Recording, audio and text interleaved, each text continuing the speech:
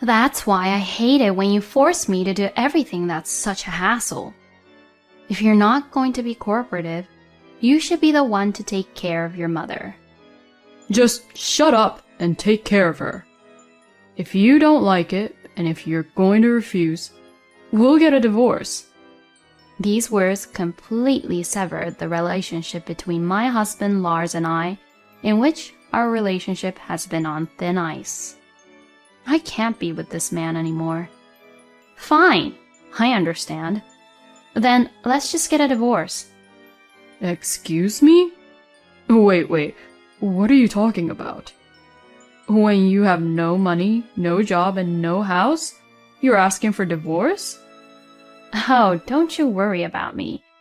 I'll go get the divorce papers as soon as I can. Hey, wait a minute. You can't be serious, right? My name is Megan. I am 32 years old, and I am a housewife. I have been married to my husband, Lars, for 4 years now. We were originally colleagues working for the same company, but when we got married, I left the company to become a full-time housewife. My parents divorced when I was very young, and my mother took custody of me and raised me as a single mother. But my husband did not care about that at all, and took very good care of me. My husband was 2 years older than me and was working in the upper management, so his salary was stable. I think we had a really nice honeymoon when we first got married. I had always had a strong desire to get married, and since my parents were divorced, I longed to be in a normal married life. Maybe that's why I became a full-time housewife. I concentrated on house chores and supporting my husband, who earned money and provided for the family, and I thought that was my happiness. Although my husband was sometimes a bit of a bossy husband, I was happy in my own way. Recently, however, my husband started talking about something really surprising. Can I talk to you for a minute? Oh? What's wrong? My mother wants to live with us. What? It's been 2 years since my father passed away, right? It's getting hard for her to live alone. My mother is 65 years old now, and she has some chronic illnesses. That's why I'd like to take care of her. I was surprised at this unexpected proposal. My mother-in-law, Debbie, who has been living alone since my father-in-law passed away, says she wanted to live together with us. You know my mother is getting weak in the legs. Always being home alone is inconvenient, and it makes me a little anxious about many things. Apparently, my husband wants to live with his mother too. I knew about her chronic illness, and I was concerned about her, but I had no idea that she would actually suggest to move in with us. I had my doubts, but my husband has strongly requested it many times, so I decided to welcome Debbie into our house. When we decided to move in together, my mother-in-law sold the house she had been living in and came to the apartment where we were living, as if she had been preparing for the move. This is how my life with Debbie began. I did not have a bad impression of Debbie. I did not visit her at her place often, but she was kind to me when I went to visit her during Thanksgiving's and New Year's holidays. So I thought there would be no problem if I started living with her. However, when it came time to move in together, Debbie began to show her true nature, which she had never shown before. Megan, can you lend me some money? Huh? Why? I'm going out to the cafe with a friend. I don't have a job, so I don't have enough money at the moment, you know. But you do get pension, right? Besides, you have your husband's inheritance and money from selling your house that you had, don't you? I beg your pardon? What, are you implying that I shouldn't go out and see my friends? No, it's not like that. But the bag that you wanted the other day, we just paid for it out of our expenses, didn't we? Ah, how stingy are you? It's fine to at least pay for the cafe. I'm going to tell Lars about this. You're a housewife in the first place, so it's Lars who's actually paying for it anyways. That's true. But my husband entrusted me to manage the family finances. So if I don't do my best, our life will eventually become difficult because of Debbie's habit of spending money. And since your legs are getting weaker, I think it would be better if you didn't go out so much. You're always making excuses, huh? You really are an inflexible woman. Saying this, Debbie angrily went back to her room. No matter how angry my mother-in-law may be with me, this thing is non-negotiable. But it looks like Debbie convinced my husband. Hey, Megan, what did you say to my mother? Huh? I heard from my mother that you were trying to forbid her from going out with her friends and lock her up in this house. What the? I didn't do that. Debbie didn't even give me back the money for the bag the other day, but she asked me to lend me her money for going to cafe with her friends, so I refused. Huh? Why did you even refuse her request without telling me? I'm the one who earns money here, so I decide how to spend my money. You could at least hand her the money for cafe. Fine. To this, Debbie grinned and said to me, See, I told you. It's Lars who's paying for it. Well then, give me $50. Excuse me? $50 for the cafe? Well, you don't know how much it costs, do you? So if that's the case, it's normal to bring money just in case. Yes, but... Just give her $50. God, I really didn't think that you were such a difficult wife. Huh? So it's all my fault then? Lars spoils his own mother too much. Wow, Lars. You must be having a really difficult time. All right, I'll step up here and educate Megan about being a wife. What? Mother, really? That would be great. It's for you, Lars. Of course I do that. Who do they think they are? I came to know not only Debbie's true nature, but also that my husband was a mama's boy. Having received permission from my husband, Debbie got carried away and began to behave more and more terrible towards me. She complained that my cooking was bad and tasteless. She complained that the vacuum cleaner was too noisy. She complained about the timing of my laundry, and she complained about my house chores. I am sure she doesn't like anything I do. Furthermore, it seems to feel like she is always acting like the guest of the house and never helps me with the house chores.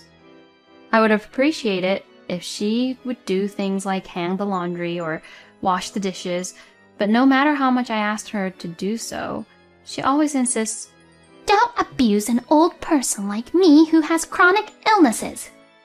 No matter how much I tried to talk to her, she would eventually ask my husband for help and treat me like I was the bad guy. In the end, my husband gets angry with me and I end up feeling terrible. I guess this is exactly what being bullied by a mother-in-law must mean. Debbie's attitude is as bad as ever, and my husband takes Debbie's comments to heart and treats me like I'm a bad wife. If you annoy my mother too much, I'll kick you out of the house. He would even say such things like that. Debbie always smiles when she sees me getting yelled at by my husband. What in the world have I done? If I had been mean to Debbie, I would understand. But I do my house chores, manage the finances, feed my husband and mother-in-law well-balanced meals, and treat them normally. And yet, I can't stand the fact that they are so mean to me just because I am Debbie's daughter-in-law. I found myself in this situation for about 6 months. The stress from Debbie bullying me built up, and I finally developed a stomach ulcer. Initially, I was treated at a local clinic, but I needed to be hospitalized and was referred to a large hospital in town, where I was admitted. When my mom found out that I was hospitalized, she came to visit me every day, even though she lived far away from the hospital. As a result of the days I spent not feeling alive, I got sick and had to be hospitalized. I was quite depressed, but my mother's daily visits helped to heal my heart little by little. On the other hand, my husband and Debbie did not come to visit me. I ended up being in the hospital for 2 months, and during that time, they came to visit me only once. When I told them how long I was going to be in the hospital, my husband said, What? You won't be home for that long? Wow, you really are useless, huh? And Debbie would also say, You don't have the guts. I'm in much worse shape than you. what do these people think I am? When my mother came to visit me afterwards, they would quickly leave. Seeing them leave without saying any proper greeting, I was disappointed not only in Debbie, but also in my husband. Just the thought of having to live with those people again after leaving the hospital was horrifying. Perhaps the reason I was in the hospital for so long was because I was thinking about that. Later, I was finally discharged from the hospital. When I called my husband, he said he understood and came to pick me up by car. I was thinking that he still had this kindness in him, and when he saw me as he picked me up, he said, It was really difficult while you were gone, you know. When I asked him what he meant, he said that even in front of my husband, Debbie made him do everything, saying things like, I can't cook today because my leg hurts. or, I need to take a break, so do the cleaning and laundry. so Lars had to do the house chores after work and on his days off, which was really hard for him because he didn't have time to rest. I was a little happy. My husband understood the hardships of doing house chores and dealing with Debbie. This would stop him from taking Debbie's side in everything, and he would listen to me. And my husband was actually kind to me even after I returned home. Whenever Debbie says something unreasonable, he would warn her, saying, Mom, don't talk like that. Debbie looked frustrated and reluctantly did as my husband said. It was really hard for me when I had to be hospitalized because I felt I had reached my limit in terms of being treated like that by Debbie, but I am glad that things have changed in this way.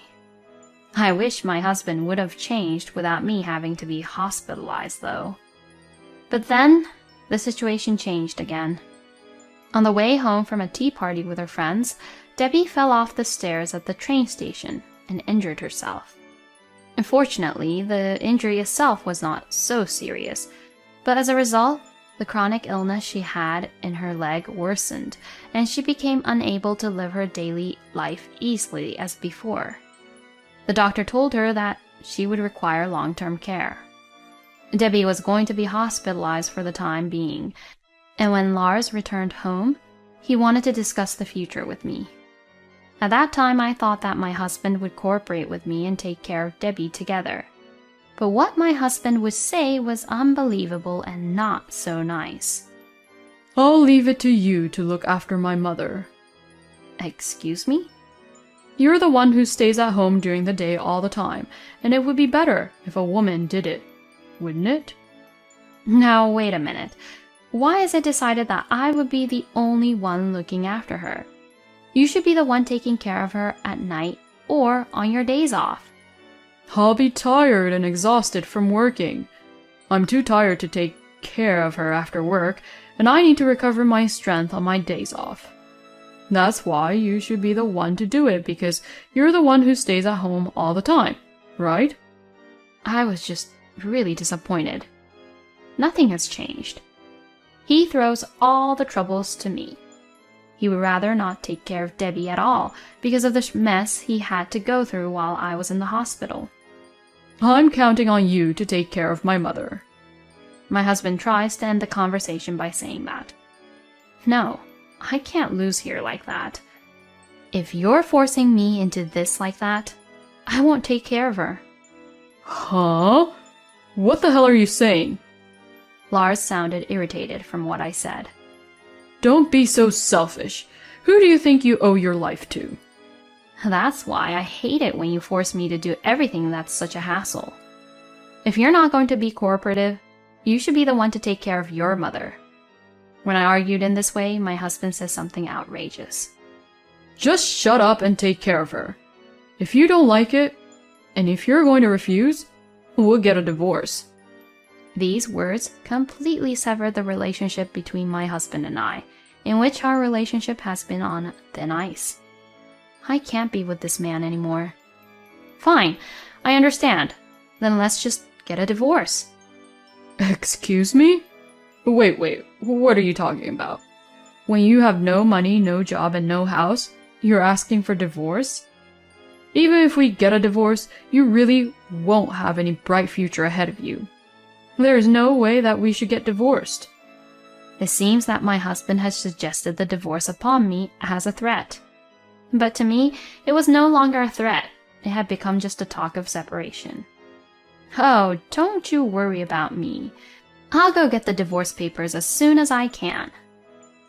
Hey, wait a minute. You can't be serious, right? My husband was obviously upset, but I guess he didn't want to lose and show how upset he was. He fidgeted and just watched silently as I prepared to leave. I was on my way to the town hall when I called someone. Oh, hello. Sorry to call you so suddenly. Can I take you up on the talk that we had before? Yeah, I couldn't take it anymore. I'm even heading over to the town hall right now. Really? Thanks. Well then, see you soon. After that, I went home with the divorce papers. When I entered the living room, my husband still looked upset, and he was just looking over at me and didn't move. Here are the divorce papers. Just sign these. Are you sure about this? What? So you had no intention of getting a divorce, but you say things like we get a divorce? You're so lame and stupid. When I provoked him, my husband's face turned red, and he got angry. Fine. If you're fine with it, then sure. Let's just get on with it. I thought I could reconsider about divorce, but we're done for. I'm divorcing you. Whatever. Just shut up and sign here. I urged my husband, who was being reluctant on signing the papers and not holding a pen. He sat down on a chair loudly and signed the divorce papers. There, you sure about this, huh? I ignored these words and signed my part. Okay, well then, I'll submit the papers. Then I started packing up my stuff. While I was packing up my stuff, my husband was there just fidgeting around, not knowing what to do.